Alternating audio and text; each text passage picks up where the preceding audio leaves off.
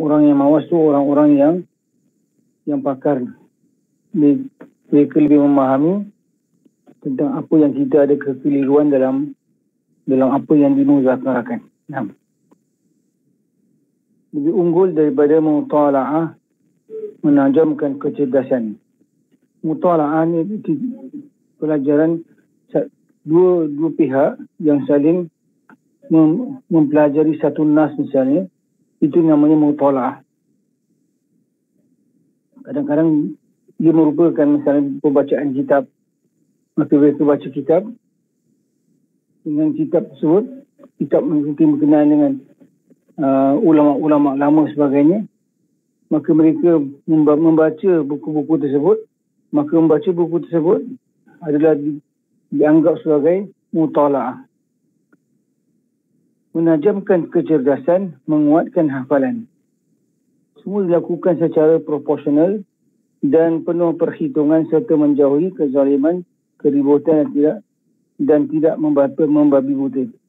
Mana pembelajarannya dilakukan dengan cara cermat, dengan cara tidak kita di sini terus membabi buta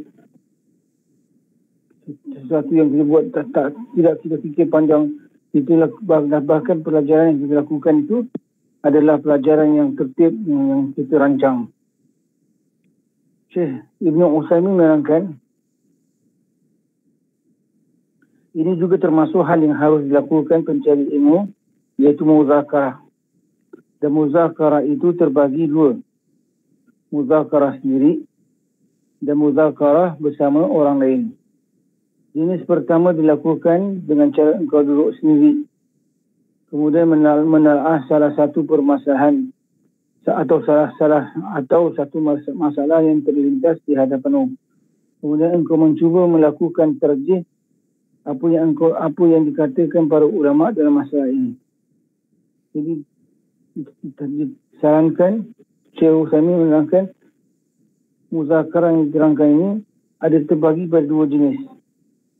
Muzakarah secara bersendirian dan muzakarah yang dilakukan bersama orang lain.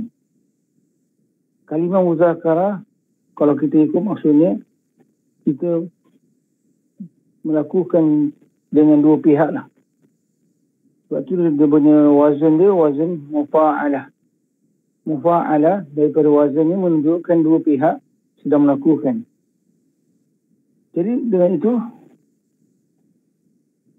kalau kita lakukan secara sendiri, maka ia juga dilakukan muzakarah, tapi muzakarah secara sendirian.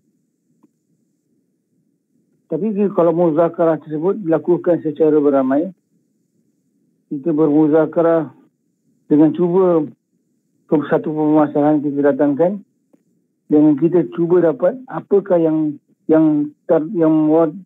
lebih rajih daripada permasalahan yang dibincangkan.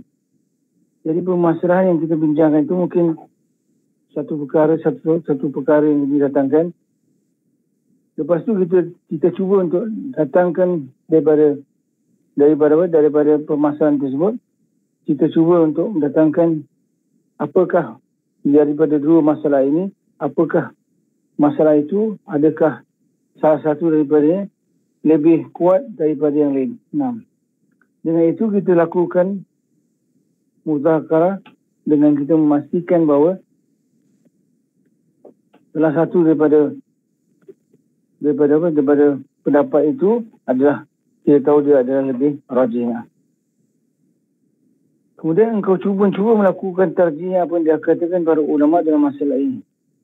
Jadi kita cuba melakukan tarjih, bermakna sini kita cuba melakukan kemampuan, sezakat kemampuan kita, dan kita melihat daripada sudut pandangan ulama tersebut di mana pendapat itu yang lebih rajih. Jadi pendapat perkara ini melakukan sebenarnya tidak boleh dilakukan kita dah mempunyai keahlian. Kerana untuk mentarjihkan sesuatu bukan suatu perkara yang senang. Kerana ulama rahimahullah mengatakan satu masalah yang dibincangkan, mereka dapati bahawa untuk mentarjihkan sesuatu masalah ini, mereka datangkan banyak murajihat mereka datangkan. Dan untuk membincangkan tentang murajihat, mereka kadang-kadang kita lihat untuk kita sebutkan murajihatnya saja begitu banyak. Dan untuk kita senang, untuk kita mudah, untuk kita terapkan daripada pembelajaran kita, salah satu pendapat ini adalah tepat, maka perlu kepada penelitian. Dengan itu, melakukan tarjih kepada pendapat-pendapat ulama bukanlah satu perkara yang senang. Walau bagaimanapun, kita berusaha untuk mencari kebenaran daripada kita misalnya mencari satu permasalahan, lalu dengan permasalahan tersebut kita cuba membincangkan manakah pendapat yang lebih tepat daripada pendapat ulama misalnya. Yang mungkin kita kata permasalahan mungkin senang. Kita kasih contoh misalnya permasalahan berkenaan dengan solat sunat witir. Jadi mungkin kita dengar ada ulama mengatakan dia wajib, ada mengatakan dia sunat sebagainya. Jadi untuk kita melihat mana pendapat yang tepat, kita mungkin perlu mengkaji pendapat-pendapat tersebut. Lepas kita mengkajinya, kita buat kerumusan daripada kajian tersebut dengan kita mengatakan bahawa pendapat yang lebih tepat mungkin salah satu dari pendapat yang kita condong kepada ini. Dengan itu, kita datangkan dalil-dalil yang didatangkan ulama dalam permasalahan tersebut. Jadi perkara yang kita bincangkan itu, walaupun dia adalah perkara yang ulama semua telah bincangkan, tapi kita cuba meletakkan diri kita dalam kita membincangkan sesuatu perkara, terutama dalam permasalahan ini, kita belum pasti manakah pendapat yang lebih rajih.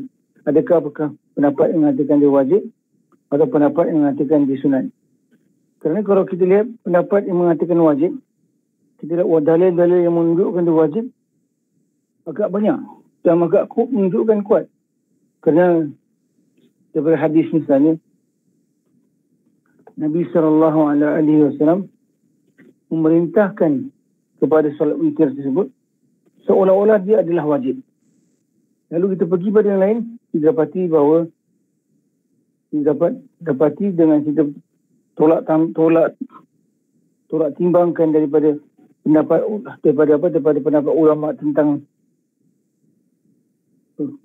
solat yang wajib adalah 5 saja, maka kita mula kita rasa kurang senang pada pendapat yang mengatakan wajib dan sebagainya. Jadi kita katakan untuk kita melakukan tarjihat pada pendapat-pendapat ulama dalam permasalahan-permasalahan yang masyhur sebagainya, dia juga membantu kita untuk melatih diri kita dalam kita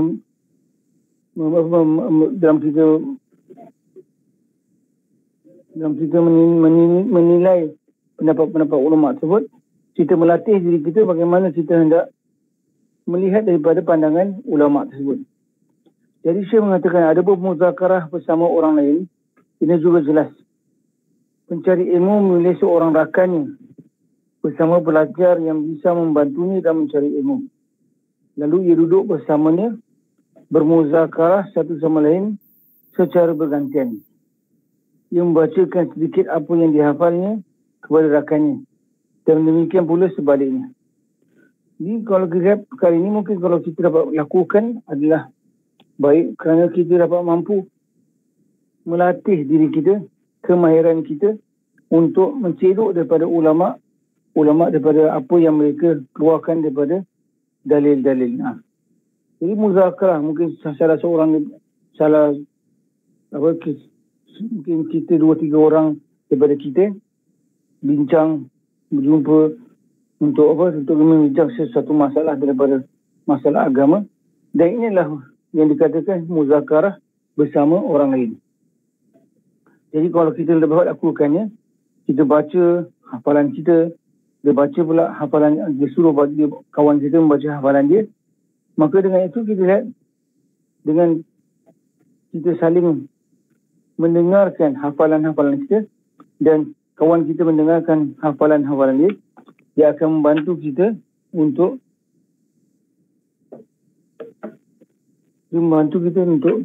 kita mantap daripada permasalahan-permasalahan yang dibincangkan. Jadi Syekh mengatakan satu masalah dengan cara murajaah. Keduanya bermuzakarah dalam satu masalah dengan cara murajaah dan saling memahamkan satu sama lain.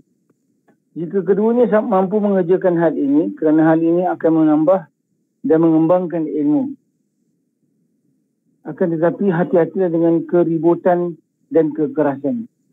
Biasanya kalau kita bermuzakarah, salah seorang daripada kita mungkin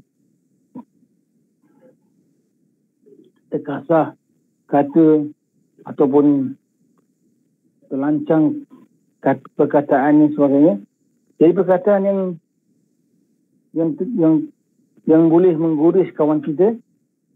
Jadi perkara itu adalah sesuatu yang biasa dan kita harus pasti membiasakan diri kita dengan kebiasaan ini, iaitu kebiasaan dalam kita bermuzakarah. Mungkin ada yang menggoreskan hati kita atau kawan kita menggoreskan kita dan sebagainya. Tapi kita sebagai kawan yang faham tentang dasar muzakarah ini, dia haruslah mengetahui bahawa dalam kita bermuzakarah pasti ada perkara tersebut dengan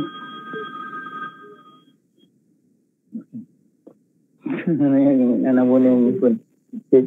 Jadi dengan itu kita lihat bahawa kemampuan kita untuk bertahan adalah penting dalam kita untuk kekalkan suasana bermuzakarah ini. Jadi dengan kita melakukan muzakarah memang ada cabarannya. Kita akan dapati mungkin kita marah dan sebagainya. Kita tak puas hati dengan apa yang dikatakan kawan kita dan sebagainya. Tapi kawan kita yang mungkin tahu kondisi ini, bahawa dalam kita bermuzakarah pasti ada perkara tersebut, maka dia tahu juga untuk meredakan. Jadi paling penting adalah dalam kita melakukan majlis-majlis muzakarah ni, kita harus tahu bahawa ia adalah majlis untuk kita sama-sama mencapai akan kebenaran. Jadi dengan itu, kita salah seorang daripada kita dalam bermuzakarah mungkin ada kesilapan. Kita harus tahu bahawa mungkin kesilapan itu adalah wajar. Maka kita haruslah saling bermaafan, mengambil kira bahawa mereka punya ilmu kefahaman dari mereka mungkin kurang mantap sebagainya. Maka kita tidaklah boleh mengharapkan mereka faham daripada permasalahan yang kita bincangkan sini. Jadi kita lihat itu yang kita harus berhati-hati. Allah SWT berfirman dalam ayat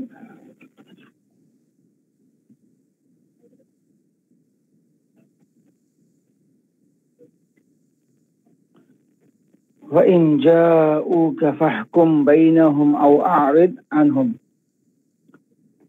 Dia bermaksud, jika mereka orang Yahudi datang kepadamu untuk meminta keputusan, maka putuskanlah perkara itu di antara mereka atau berpaling daripada mereka. Jadi kalau kita boleh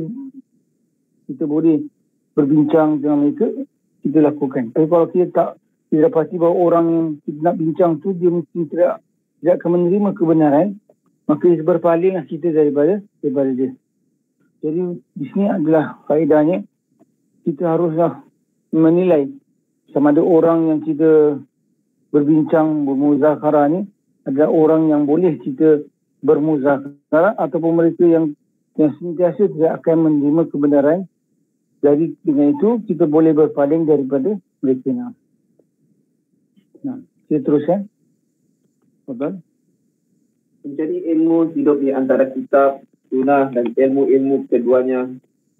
Keduanya ibarat dua sayap bagi seekor burung. Hati-hatilah jangan sampai sayapmu menjadi rosak. Penjelasan. Benar, ini juga termasuk adab pencari ilmu. Dan ada satu lagi, seorang pencari ilmu hidup di antara kitab dan sunnah. Keduanya ibarat dua sayap bagi seekor burung. Dan burung tidak akan terbang tanpa kedua sayapnya. Jika salah satunya patah, maka ia tidak akan bisa terbang. Kerana itu, janganlah engkau memelihara sunnah dan mengabaikan Al-Quran, atau memegang Al-Quran dan meninggalkan As-Sunnah. Banyak sekali pencari ilmu yang sangat memperhatikan sunnah, syarah-syarahnya, para rawinya dan mutalahnya secara lengkap. Akan tetapi, jika ia ditanya mengenai ayat Al-Quran, tidak ada yang mahu maju dan menjawab. Ini salah. Yang benar, kitab dan sunnah harus menjadi dua sayap bagimu. Sayapnya yang asli adalah Al-Quran. Selain itu, juga ilmu-ilmunya jangan dilupakan dan diabaikan. Termasuk di dalamnya kaul ulama mengenai keduanya. Kerana ilmu yang dimiliki para ulama lebih kuat dan dalam daripada kalian. Kerana memahami kaedah syariat dan aturan-aturannya serta rahsianya yang tidak dimiliki olehmu. Kerana itu, janganlah engkau mengabaikannya. Kerana itu, ulama besar para pentafsir, jika mereka melihat kaul yang rajih, mereka berkata, jika ada seorang ulama berpendapat seperti ini, maka kami akan mengambilnya. Jika tidak, maka kami tidak akan mengambilnya. Syekhul Islam Ibn Taymiyah dengan keluasan dan kedalaman ilmunya, jika ia berkata sesuatu pendapat yang tidak diketahui siapa yang mengatakannya, dia akan berkata, aku katakan seperti ini. Jika ada yang mengatakan seperti ini, jangan berkata, saya sudah memahami Al-Quran dan tidak peduli apa yang dikatakan manusia tentangnya. Ini salah. Jika engkau melihat mayoritas ulama menyatakan satu pendapat, janganlah berpaling dari mayoritas. Kecuali setelah engkau benar-benar memeriksa, meneliti, kerana kemungkinan minoritas ulama lebih kuat daripada mayoritas yang kecil. Syekh Muzib mengatakan pencari ilmu hidup di antara kitab, sunnah dan ilmu-ilmu keduanya. Jadi ciri-ciri yang terselah pada pelajar agama ini adalah mereka tidak lari daripada menyibukkan diri mereka dalam mempelajari kitab Al-Quran dan mempelajari sunnah dan ilmu kedua-duanya. Jadi saya mengatakan keduanya ibarat dua sayap bagi seekor burung. Hati-hatilah jangan sampai sayapmu menjadi rosak. Syekh Utsaimin rahimahullah mengatakan, benar ini juga termasuk adab pencari ilmu. Dan ada satu lagi, seorang pencari ilmu hidup di antara kitab dan sunnah. Keduanya ibarat dua sayap bagi seekor burung dan burung tidak akan terbang tanpa kedua sayapnya. Jika salah satunya patah, maka tidak akan bisa terbang. Kerana itu janganlah engkau memelihara sunnah, kita mengabaikan Al-Quran atau memegang Al-Quran dan meninggalkan sunnah. Jadi kalau yang sepatutnya kita mantap dan kedua-duanya adalah salah satu perkara yang harus kita menilai adakah ilmu kita itu dengan ilmu yang macam mana para ulama telah menyarankan, yang telah menganjurkan kepada kita. Jadi kalau kita mantapkan ilmu kita dalam kitab, dalam Al-Quran, pastikan kita juga mantap dalam sunnah. Begitu juga sebaliknya, kalau kita pastikan diri kita mantap dalam sunnah, kita juga haruslah mantap dalam Al-Kitab. Jadi kedua ilmu ini sangat penting kerana saya mengatakan dia adalah seperti seekor burung yang memerlukan untuk dia terbang, dia memerlukan dua sayap. Kalau salah satunya patah, maka dia tak boleh terbang. Sebab itu saya mengatakan janganlah engkau memelihara sunnah dan mengabaikan Al-Quran, atau memegang Al-Quran dan meninggalkan sunnah. Ini kita ada di antara kita mungkin condong kepada kita mantapkan diri kita dalam bab ilmu Al-Quran saja. Al-Quran pun diambil dia punya bacaan saja. Jadi kita harus pastikan Kedua-duanya adalah kita mantap. Bagaimana kita tahu tentang hukum-hukum daripada surah Al-Quran, kita juga harus memastikan kemantapan kita daripada surah sunnah. Jadi kita harus tahu misalnya perkara-perkara dasar daripada sunnah bahawa Allah Subhanahu Wa Taala telah memerintahkan kita untuk berpegang teguh kepada kedua-duanya. Jadi kita lihat, kita harus juga memperhatikan syarah-syarahnya. Bila kita memperhatikan sunnah, kita harus memastikan bahawa kita tahu tentang syarah-syarah daripada sunnah-sunnah tersebut. Para rawinya, mana pada perawi-perawi hadis-hadis tersebut, dan mustalahnya daripada bab-bab yang dibincangkan ulama tentang bab-bab mustalah hadisnya. Secara lengkap, akan tapi jika ditanya mengenai Al-Quran, tidak ada yang mahu maju dan menjawab.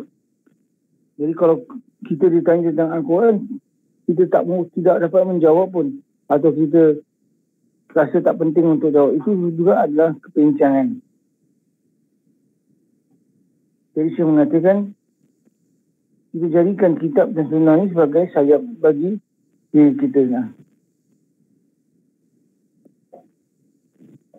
Saya lalu mengatakan bahawa termasuk dalam qaul ulama mengenai keduanya. Kerana ilmu yang dimiliki para ulama lebih kuat dan dalam daripada kalian. Kita juga perlu mengambil ilmu-ilmu yang daripada syarah-syarah ulama. Kerana ilmu-ilmu itu tersebut adalah sangat bermanfaat. Kerana mereka memahami kaedah syariat. Kerana ulama-ulama apabila memberikan fatwa-fatwanya tentang sesuatu masalah, mereka telah menilai dengan lebih mendalam terhadap kaedah-kaedah syariat dan aturan-aturannya serta rahsianya yang dimiliki olehmu. Kerana itu jangan engkau mengabaikannya. Kerana itu ulama besar para pentaki jika mereka melihat qaul yang rajih, mereka berkata jika ada seorang ulama berpendapat seperti ini, maka kami akan mengambilnya. Jika tidak, maka kami tidak akan mengambilnya. Mereka dalam mengatakan kalimah mereka condong kepadanya juga, mereka katakan dengan penuh adab.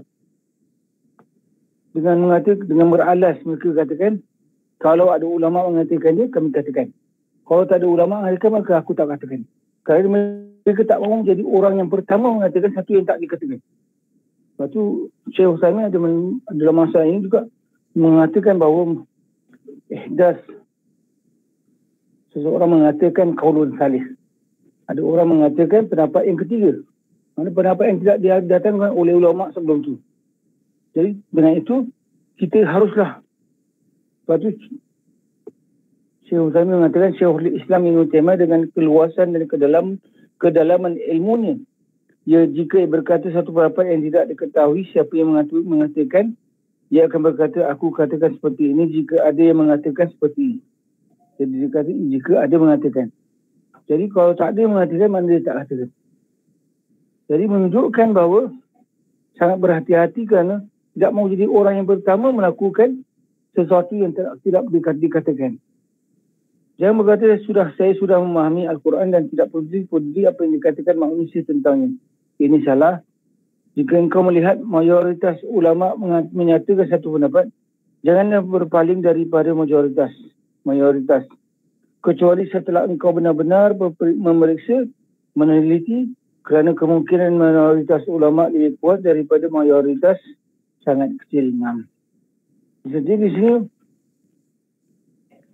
dalam kita menilai pendapat-pendapat ulama, walaupun pendapat-pendapatnya adalah minoritas, ulama yang minoritas, tapi kalau betul dia adalah pendapat daripada pendapat ulama tersebut, maka tak ada masalah kita mengikut pendapat tersebut. Tapi kalau pendapat itu kita tak tahu adakah dia benar daripada pendapat ulama tersebut, lebih baik kita lakukan yang lebih selamat. Kita tidak mengatakan perkara yang belum ada ulama mengatakannya. Jadi perkara yang didatangkan hari ini, kita lihat dalam masalah kita sibukkan diri kita dengan ilmu. Kita menguatkan diri kita dalam bidang ilmu kitab dan ilmu sunnah dan ilmu-ilmu yang berkaitan keduanya.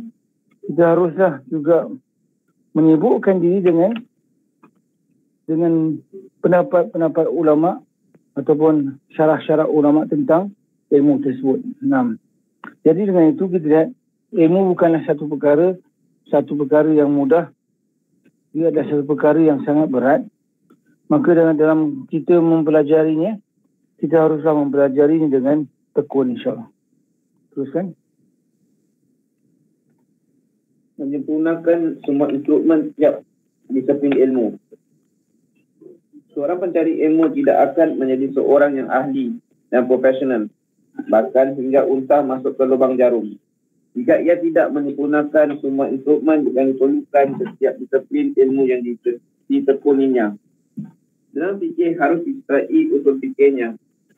Dalam hadis ada riwayat dan dirayahnya. Demikian seterusnya.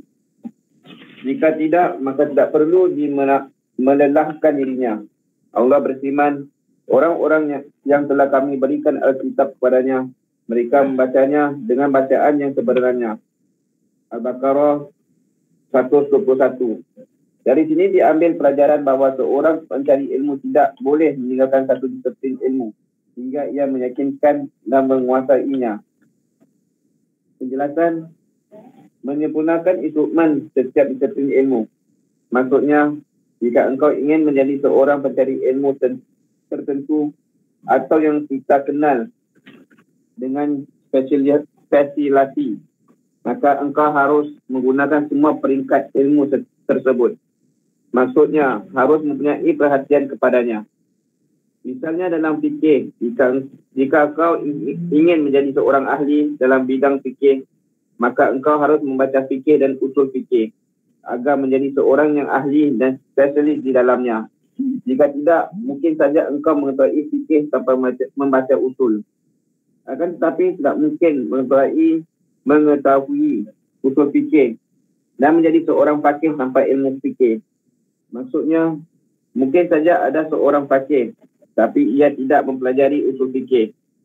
Akan tetapi, seorang ahli usul fikih tidak bisa mengabaikan fikih jika ia ingin menjadi ahli dalam bidang fikih.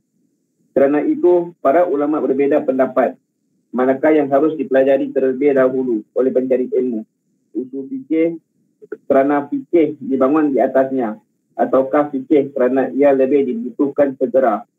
Di mana manusia sangat membutuhkan fikih dan ilmu, ibadah dan muamalah sebelum ia melahirkan dirinya dalam usul fikih. Yang kedua ini adalah yang lebih utama dan ini yang paling banyak diikuti. Berdasarkan firman Allah, orang-orang yang telah kami memberikan Alkitab kepadanya, mereka membacanya dengan bacaan yang sebenar. Al-Baqarah ayat 121. Yang dimaksud tilawah di sini adalah tilawah lafaziyah, tilawah lafziyah, tilawah maknawiyah dan tilawah ilmiah. Diambil dari kata salah yang bererti mengikuti. Orang-orang yang telah kami berikan Alkitab kepadanya, orang yang diberi kitab tidak mungkin disifati sebagai ahli kitab hingga mereka membacanya dengan sebenarnya bacaan. Perkataan Syekh Bakar dalam hadis riwayat dan dirayahnya, yang dimaksud dengan riwayat adalah dalam sanad-sanad hadis dan perawi hadis. Sementara dirayah berarti pemahaman terhadap makna hadis. 6. Syekh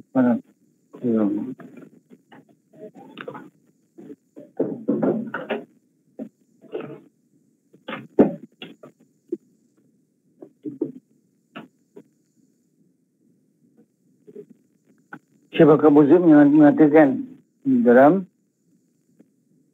menyempurnakan semua instrumen tiap disiplin ilmu.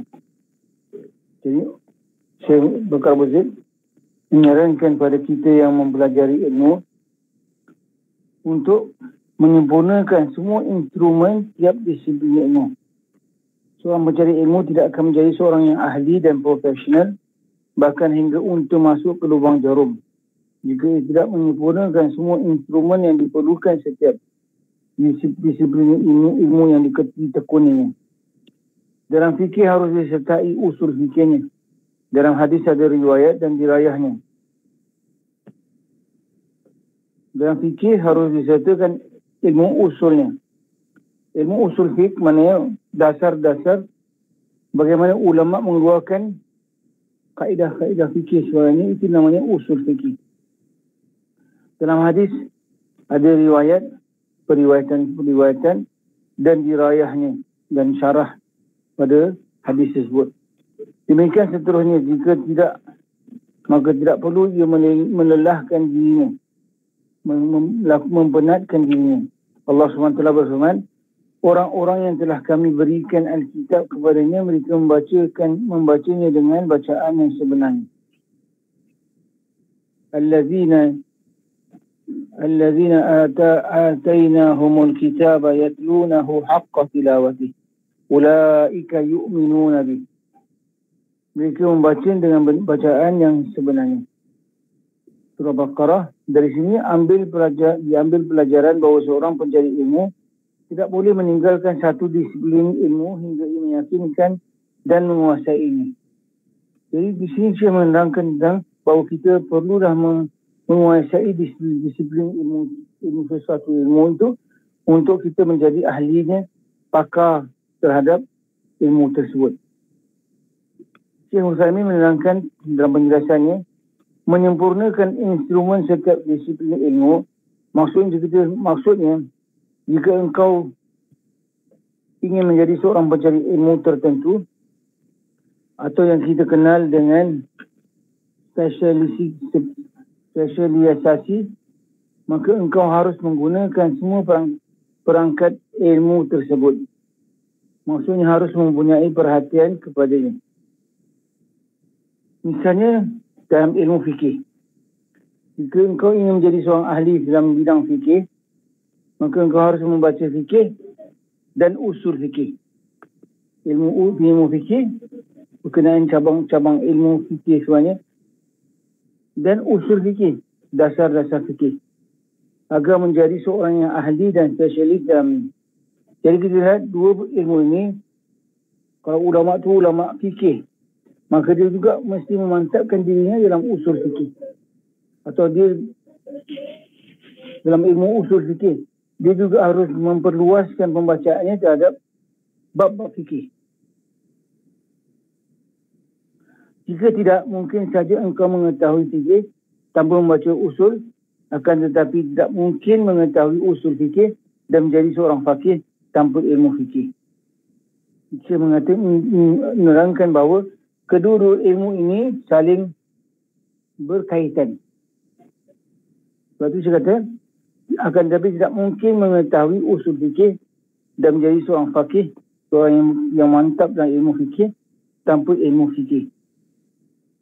Kalau tak belajar usul fikih, maksudnya mungkin saja anda seorang faqih, tapi ia tidak mempelajari usul fikih, menjadi ahli dalam bidang fikih. Pasal 4. Akan tetapi seorang ahli usul fikih tidak bisa mengabaikan fikih jika ia ingin menjadi ahli dalam bidang fikih. Kerana itu para ulama berbeza pendapat manakah yang harus dipelajari terlebih dahulu oleh seorang pencari ilmu. Usul fikih ke? Kerana fikih dibangun di atasnya, atau fikih kerana ia lebih dibutuhkan segera, di mana manusia sangat membutuhkan fikih dalam ilmunya. Ibadah dan muamalah sebelum ia memahirkan dirinya dalam usul fikih. Yang kedua ini adalah lebih utama. Dan ini yang paling banyak diikuti berdasarkan firman Allah Subhanahu wa taala. Allah Subhanahu wa taala berfirman,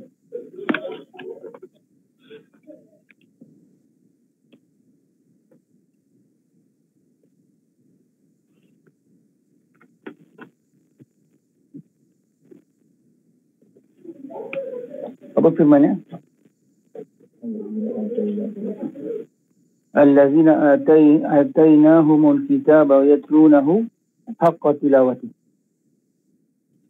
Yang maksud orang yang telah kami berikan Alkitab kepadanya, mereka membacanya dengan bacaan yang sebenarnya, mereka itu benar-benar itu beriman dengannya.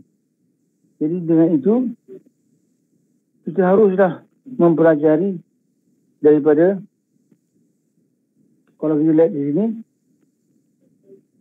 kalau kita nak belajar ilmu fikih, kita mesti juga harus memahami usul fikih. Jadi dalam masa ini ulama telah beza pendapat berkenaan adakah manakah kita mantapkan dulu ilmu fikih ke ilmu usul fikih. Jadi sebagian ulama mengatakan fikih kerana dia memberikan seseorang gambaran kasar terhadap permasalahan fikih. Tapi sebagian mengatakan ilmu usul fikih kerana dia memberikan seseorang kefahaman terhadap bagaimana ulama mengeluarkan hukum-hukum. Jadi daripada sudut itu, daripada sudut kita kedepankan ilmu fikih, ilmu usul fikih, ada khilaf walaupun ada khilaf, tapi kita katakan dari kedua-duanya ini adalah ilmu yang sangat bermanfaat.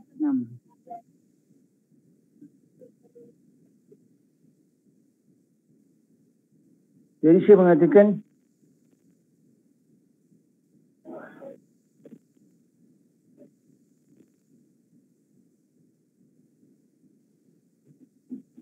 yang kedua ini adalah lebih utama. Apa yang kedua?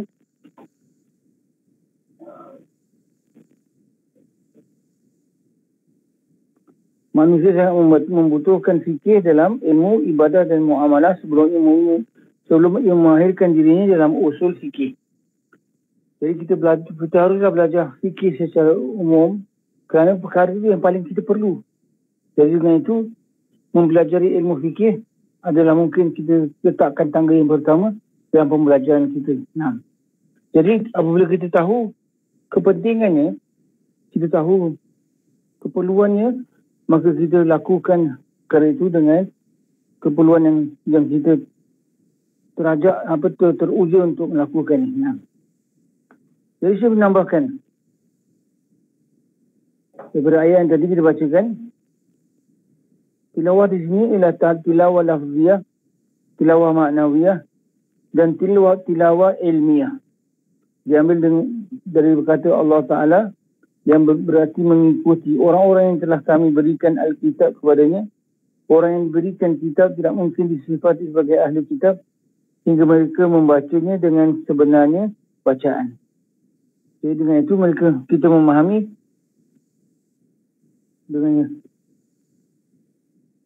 Yatlunahu haqqa tilawatih. Dan kita betul-betul membacakan kitab itu dengan sebenar-benar bacaan. Jadi dari surah itu, pembacaan yang ulama Syekh Utsaimin menerangkan, pembacaan tiga segi tadi. Tilawah lafziyah, tilawah maknawiyah dan tilawah ilmiah. Jadi perkataan Syekh Bakar dan dalam hadis riwayat dan dirayahnya yang dimaksudkan dengan riwayat adalah dalam sanad-sanad hadis dan perawi hadis. Sementara dirayah berarti pemahaman terhadap makna hadisnya. Jadi kita lihat daripada situ, kita mantapkan diri kita di sudut kita memantapkan diri kita dalam ilmu yang kita pelajari, instrumen yang kita sempurnakan instrumen tiap-tiap disiplin ilmu yang kita pelajari. Kalau fikih tadi, kita mantapkan daripada sudut ilmu usul fikihnya, ilmu fikihnya dan sebagainya. Kita sampai kepada pasal ke-6. Ada soalan yang keluar? Ada akhi? Ada faedah ke nak beri?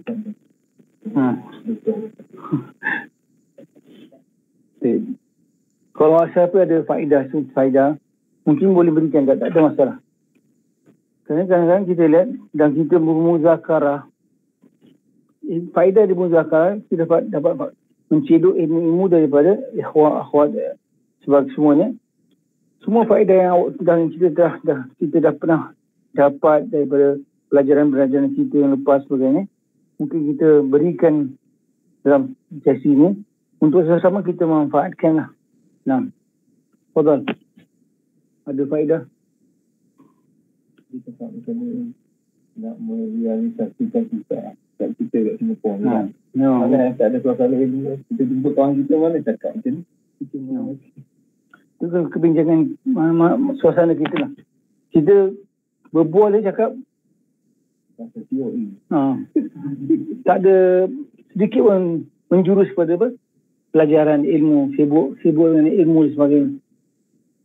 Jadi kalau kita biasakan dengan suasana tersebut, mungkin kita boleh mula bertanya bagaimana keadaan iman sebagainya.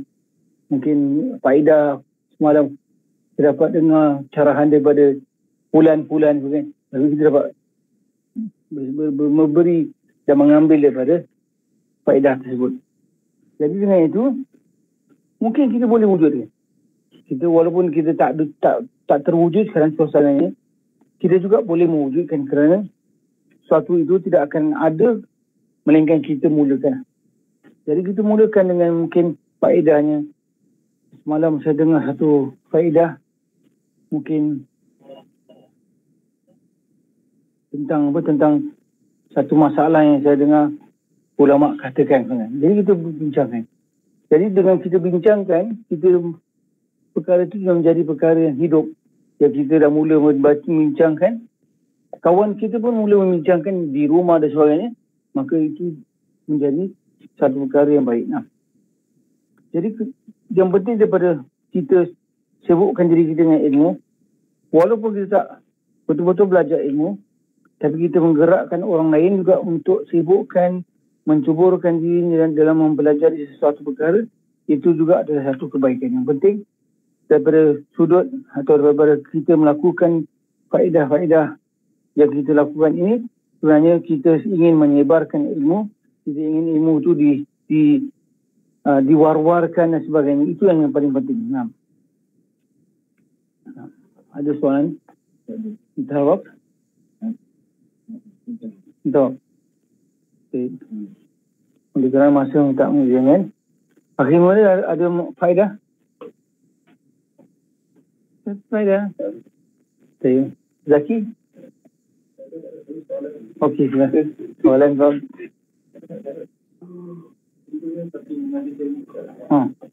Yang mana betul tak? Tapi ilmu itu betul tak?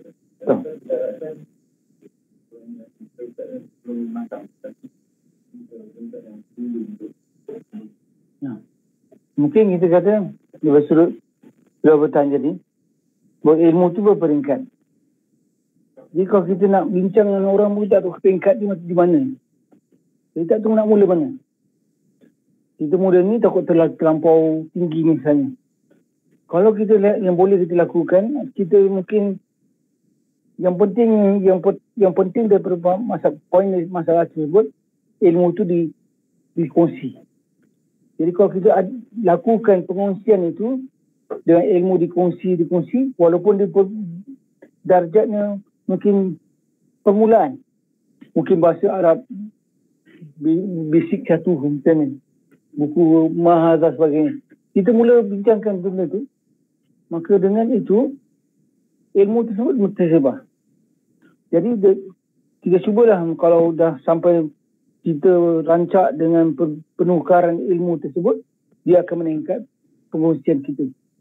Jadi dengan itu kita tidak hanya memastikan bahawa kita akan kongsi kalau orang dah standard kita sebagainya. Tapi kita berkongsi walaupun mereka lemah, kita tetap berkongsi kerana pengungsian itu pengungsian yang umum sebagainya boleh dilakukan. Jadi secara umum kita masih boleh berkongsi maklumat tadi, apa-apa maklumat yang kita berkongsi masih boleh dikongsikan. Itu yang paling penting. Wallahu ta'ala. Ada soalan lain? Umar? Mau tambah? Belum cuti kan?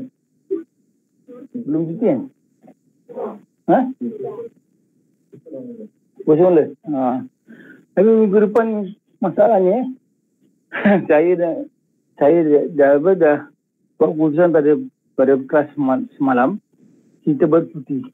Kerana budak-budak semua bercuti, maka mereka mungkin nak bercuti, jadi isteri pun macam kita bercuti juga. Kerana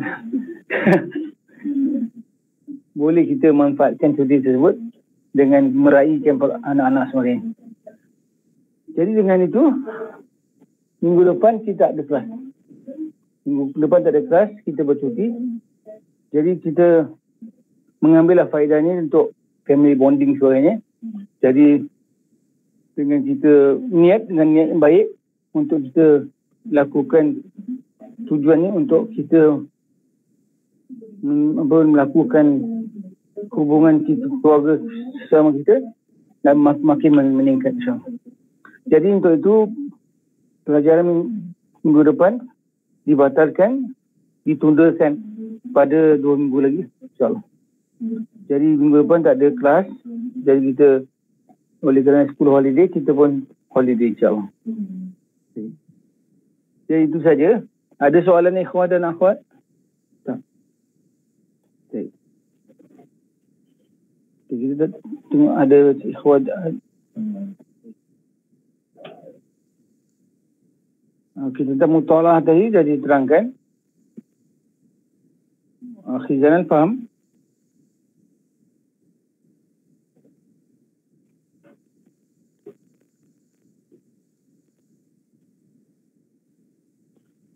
Okey.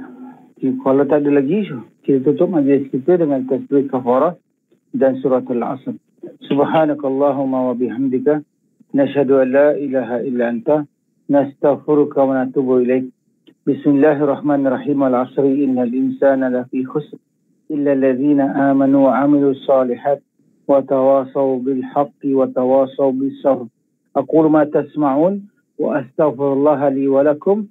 Assalamualaikum warahmatullahi wabarakatuh. Syukran. Waalaikumsalam warahmatullahi wabarakatuh. Jazakallahu khairan.